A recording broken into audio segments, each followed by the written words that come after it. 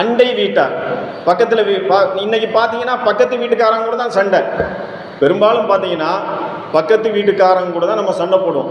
நபி ஸல்லல்லாஹு அலைஹி வஸல்லம் அவர்கள் என்ன சொன்னாங்கன்னா, ஜிப்ரீல் அலைஹிஸ்ஸலாம் அண்டை வீட்டாருடைய உரிமையை பற்றி என்கிட்ட பேசிக்கிட்டே இருந்தாங்க, வந்து சொல்லிக்கிட்டே இருந்தாங்க. நான் எந்த அளவுக்கு நினைத்தேன் என்றால், உங்களுடைய சொத்தில் அவங்களுக்கு பங்கு கொடுக்கணும்னு சொல்லிடுவாங்களோ அப்படின்னு நினச்ச சொல்ல இல்லை. அப்படி சொல்லிட்டு அவ்வளோ உரிமைகள் அண்டை வீட்டாருக்கு தான். இப்போ நம்ம நபி ஸல்லல்லாஹு அலைஹி வஸல்லம் இன்னொரு ஹதீஸில் என்ன சொல்கிறாங்கன்னு சொன்னால், அண்டை வீட்டார் பசித்திருக்க தாம் மட்டும் உண்பவன் உண்மையான முஃமின் அல்ல அப்படின்னு சொல்லி நபி ஸல்லல்லாஹு அலைஹி வஸல்லம் அவர்கள் குறிப்பிட்டாங்க. அப்போ இன்னொரு ஹதீஸில் என்ன சொல்கிறாங்க, உங்களுக்கு குழம்பு நீங்கள் வைக்கிறீங்களா, அந்த குழம்புல கொஞ்சம் தண்ணியை ஊற்றுங்க, தண்ணியை ஊற்றி அண்டை வீட்டாருக்கு கொடுத்து விட்டு சாப்பிடுங்கள் அப்படின்னு சொன்னாங்க. அதே மாதிரி வறியவர்கள் ஏழைகள் அவங்க இடத்துல நல்ல முறையில் நடந்து கொள்ள வேண்டும். அதே போன்று நம்ம கிட்ட வேலை செய்யக்கூடிய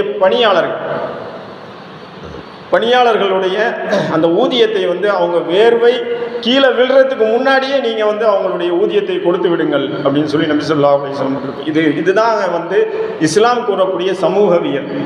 இந்த சமூகவியல் இந்த அழகான ஒரு முறையை ஒவ்வொரு முஃமினும் பின்பற்றுவானே ஆனால் இந்த உலகமே எப்படி இருக்கும், அமைதியாக நிம்மதியான ஒரு உலகமாக மாறுமா இல்லையா?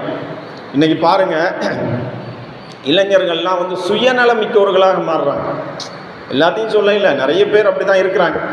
அவங்க வேலை அவங்க உண்டு, அவங்க வேலை உண்டு. பெரும்பாலும் இன்றைக்கி சிட்டிலலாம் போய் பாருங்களேன், சிட்டியில் இருக்கக்கூடிய வீடுகளில் பக்கத்து வீட்டில் யார் இருக்கிறாங்கன்னே தெரியாது. நமக்கு யார் இருக்கிறாங்க ரொம்ப நாளைக்கு தெரியவே தெரியாது.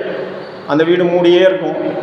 இவர் வேலையை பார்த்துட்டு போவார். அவர் வேலை. பக்கத்து வீட்டுக்காரருடைய உரிமைகளை பற்றி நபி ஸல்லல்லாஹு அலைஹி வஸல்லம் எப்படிலாம் குறிப்பிட்டாங்க, அவங்களோட அறிமுகப்படுத்திக் கொள்ள வேண்டும், யார் இருக்கிறாங்கன்னு பார்க்கணும். அந்த மாதிரிலாம் இல்லவே இல்லை. இவர் வேலையை பார்ப்பார், அவர் வேலையை பார்ப்பார். அதே மாதிரி அதான் மேலை நாட்டு கலாச்சாரத்தை அப்படியே என்னமோ காலரை தூக்கி விட்டு கொண்டு நாம் பின்பற்றுவது, இது எல்லாமே அழிவுக்கு இட்டு செல்லக்கூடியவைகள். இந்த கலாச்சாரங்கள் எல்லாமே